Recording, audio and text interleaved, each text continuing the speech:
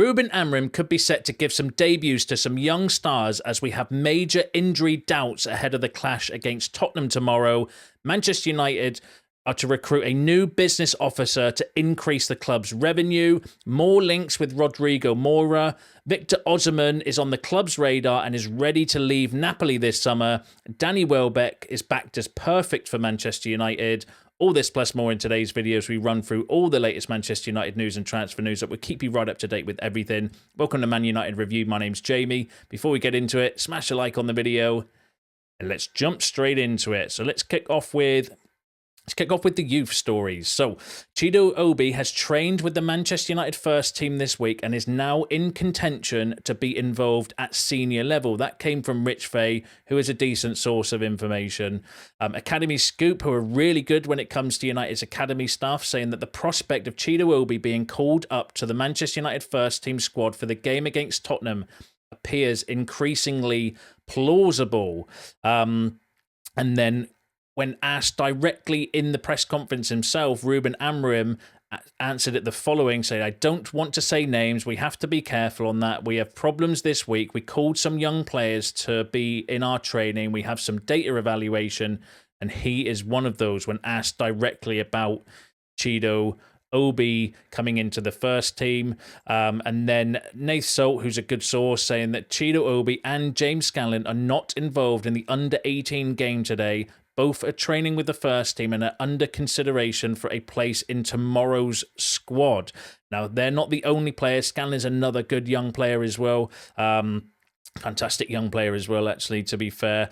Both not involved in the under-18s. Both have been training with the first team squad this week, so could potentially, be in the match day squad for tomorrow. One player who is kind of been confirmed, I would say, in the match day squad is Jack Morehouse. So Jack Morehouse is travelling with the Manchester United first team to Tottenham tomorrow.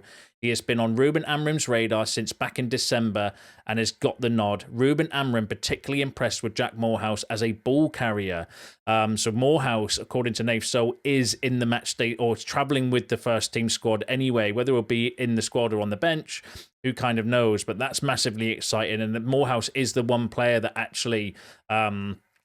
him and Godwill Kokongi are the two kind of players that have been heavily kind of mentioned around Amorim taking a liking to. Morehouse has trained a few times with the first team as well. Actually, a really, really good midfielder. He's kind of a player that goes a little bit under the radar because obviously we do have some fantastic young players that are tearing it up, Chido Obi being one of them. But actually, Morehouse is actually a really, really good midfielder. And the reason why these young players might be in and amongst the first team or in contention anyway is because we've had a massive injury blow. So Kobe Mainoo, Manuel Ugarte and Toby Collier all suffered injuries in training this week. Mainoo's injury is expected to keep him out for more than a couple of weeks, and Ugarte and Collier are major doubts versus Tottenham Hotspurs. That came from Laurie Whitwell, one of the most credible sources when it comes to United news, and that is really concerning because, to lose all three of those at the same time is like a worst case scenario, I think, for our midfield. That means that we could be back to the dynamic duo of Christian Eriksen and Casemiro in midfield, and we all know how that story's going to go. If we have to pair those two in midfield, it would be an absolute disaster because, last time they played together in the league or in a game was against Newcastle, and they absolutely wiped the floor with us to the point where Xerxes had to come off after 30 minutes to bring Mainoo on just to provide a bit of cover in the midfield position because they were just absolutely walking through our midfield at will with those two. I mean, maybe you can have a combination of Bruno and Casemiro, but still, is that the answer? No. I'm genuinely being honest here. I would rather give Jack Morehouse his debut than play Eriksen and Casemiro together in midfield. I don't mind maybe one of them, but definitely not both of them as well. So that's massively concerning. Hopefully, because he just said that Ugarte and Collier are doubt, so hopefully, maybe they can pass a late fitness test and be fit enough to kind of play. But yeah, we can't go back to those two. That would be absolutely, it's going to be bad, isn't it, if we have to watch those on the pitch. But yeah, let me know what you think about that in the comments. And let's move on to some transfer news. So, Victor Osimhen is on Manchester United's radar and has admirers at the club. He is expected to leave Napoli this summer and is ready for a new challenge in European football. Now, that came from Ben Jacobs. Ben Jacobs, I always think, is a hit and miss journalist, sometimes decent, sometimes not so decent, but he is one of the more credible kind of sources that have linked us with Osimhen recently. So, more reports linking us with potentially going for Victor Osimhen in the summer. He has a release clause. Remember, I think it's 75 million euros. Correct me if I'm wrong in the comments, off of memory. Fantastic player. He's a player that we've been, linked with for a while. Runs out a contract at Napoli in 2026 as well. So this is the summer, I think, where they have to maybe do something with Osimhen. Obviously, I get some of from your comments as well around wages and, is it one that we can kind of pull off? Are we really do we have the funds available basically to go and get Osimhen? And I'll go through some news regarding that in a second as well. But, would be I think he'd be a great player for us to kind of bring in, but whether we've got the money and the wages and stuff to kind of do it, we'll have to wait and see, because there's a few clubs that are interested in strikers that might have a bit more pull as well, especially if we've got no European football. Now, a player that we were linked with yesterday that I brought to you was Rodrigo Mora. Very, very talented, looks an absolutely real good, promising young player.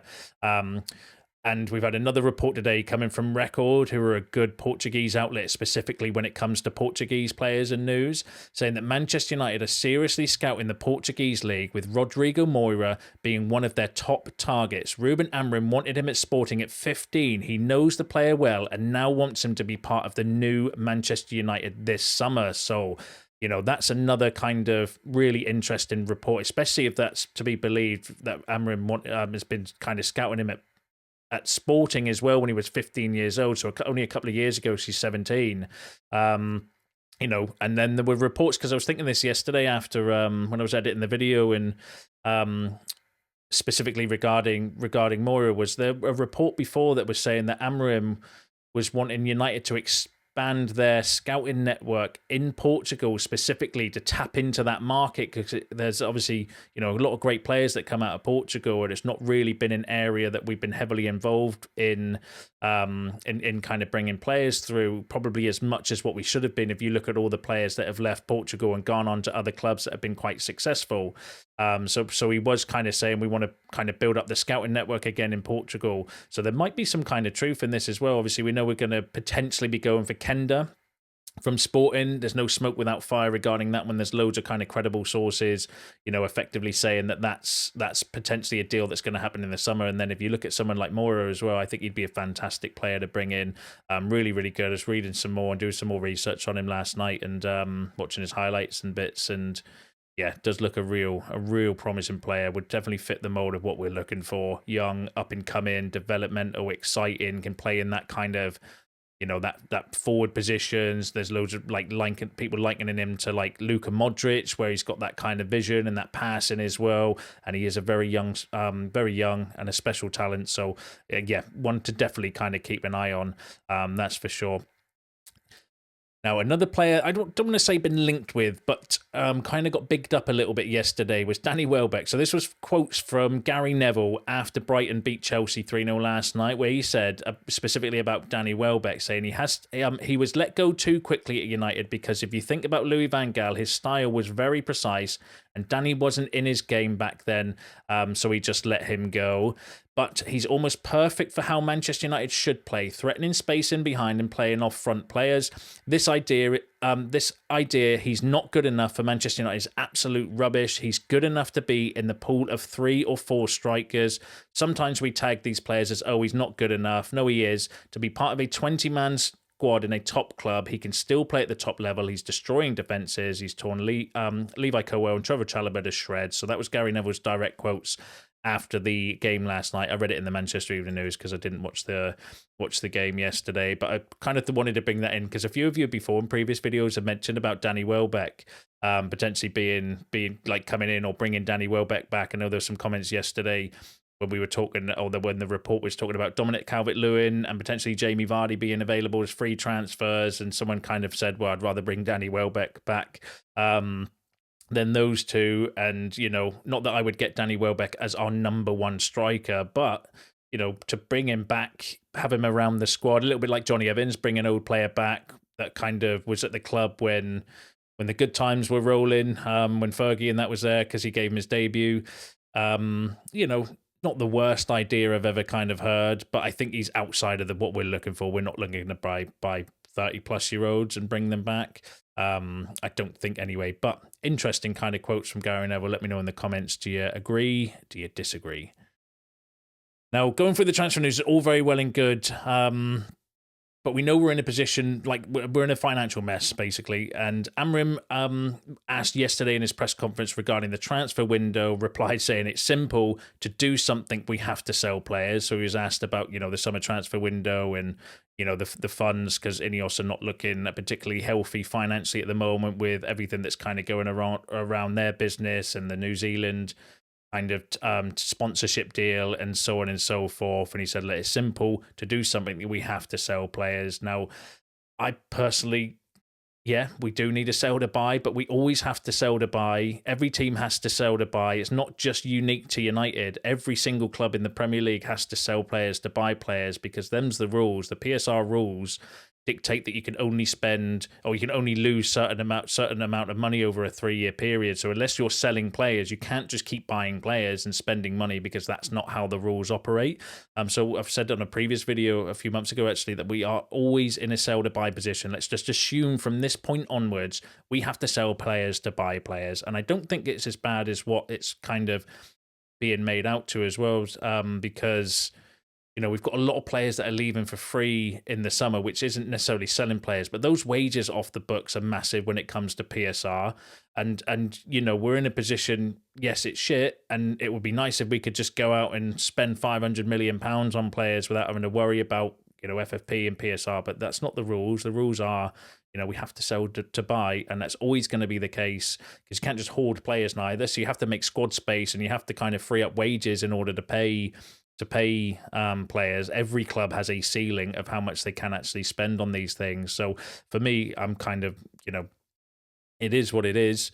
I do think this summer will be okay. Next summer and going forward is going to be a bit of a struggle by all accounts regarding PSR. But one of the ways that we could also mitigate that, though, is increasing the club revenue.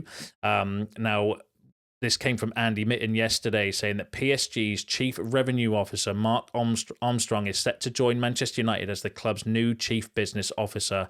Manchester United concluded lengthy negotiations with PSG, where he has successfully been directing their financial strategy since 2022. Armstrong is considered as a top-level commercial operator, and I don't want to profess to know anything about business and the financial side of things when it comes to, but doing some research and stuff, he is actually regarded as very, very good at bringing in revenue, bringing in sponsorship deals, and massively helped PSG get around their financial fair play kind of issues and restrictions. And if you think of all the money, like he's not involved in transfers and stuff. This is about bringing in sponsorship deals and all the kind of revenue and getting around the kind of financial fair play rules and helping clubs kind of grow their profit, basically, because United at the moment we've got to do two things in order to be sustainable as a club. Remember, we're losing on average £100 million per season.